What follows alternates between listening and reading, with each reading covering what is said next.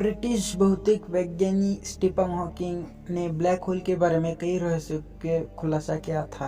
वैसे ये बात अब तक रहस्य है कि ब्लैक होल में गिर जाए तो क्या होगा। ब्लैक होल को लेकर कितनी भी फिल्में बन चुकी है। ये अंतरिक्ष की वो जगह है जहाँ फिजिक्स का कोई कायदा कानून नहीं चलता।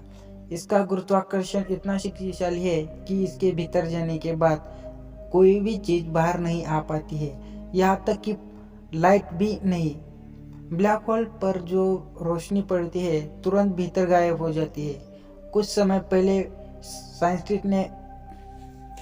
समय पहले वैज्ञानिकों ने पाया कि रहस्यमय खगोलीय चीज लगातार बढ़ रही है और इसके बावजूद इसका आकार जस का तस है।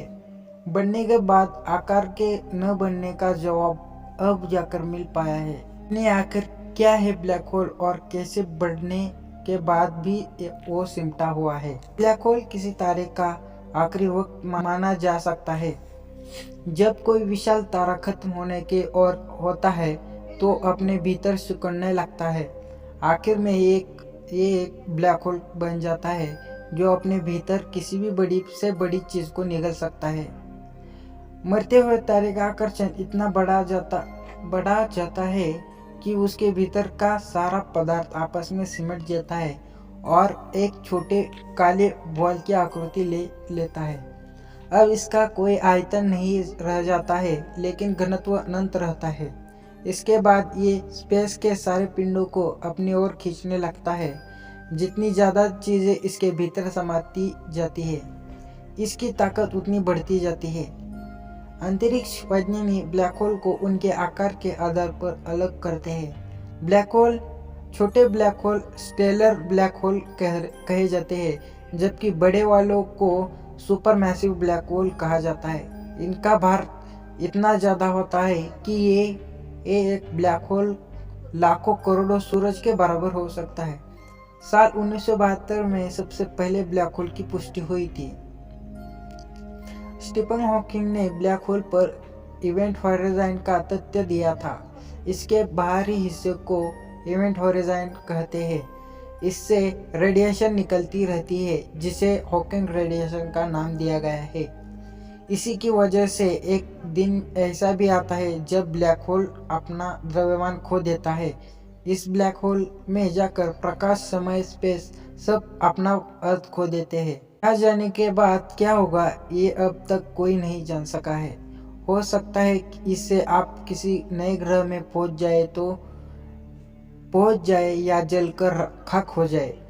ये भी हो सकता है कि ये होल के भीतर आप रहे और अनंत काल तक वैसे ही रह जाए। स्टैनफोर्ड यूनिवर्सिटी के प्रोफेसर लियोनार्डो सस्काइन ने इस पर काफी शोध किया कि आखिर बढ़ने के बाद ये पूरे स्पेस को निगल क्यों नहीं रहा है।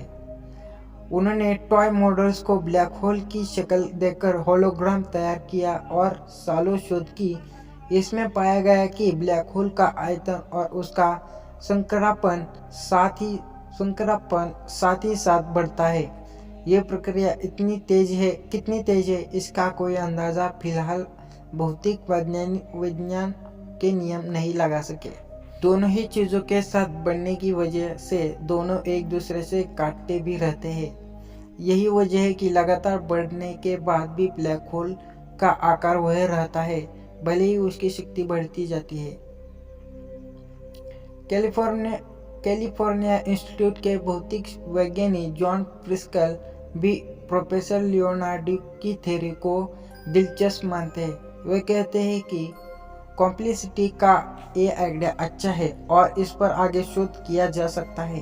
हालांकि इस थ्योरी पर फिलहाल कोई भी सहमत नहीं है। ब्लैक होल के विशेष तज्ञ माने जाने वाले डगलस स्टैनफोर्ड को, जो कि प्रिंसटन में इंस्टीट्यूट फॉर एडवांस स्टडी के शोधकर्ता भी है, कहते हैं कि ब्लैक होल के पास कोई इंटरनल घड़ी है जो समय के साथ चलती है। ब्लैक होल को फिलहाल फिजिक्स के ज्ञात तथ्यों की मदद से नहीं समझा जा सकता। इसके लिए कल्पना को आगे ले जाना होगा। आपको क्या लगता है, ब्लैक होल में एक अलग दुनिया हो सकती है? तो आपको क्या लगता है वो कमेंट में बता दीजिए।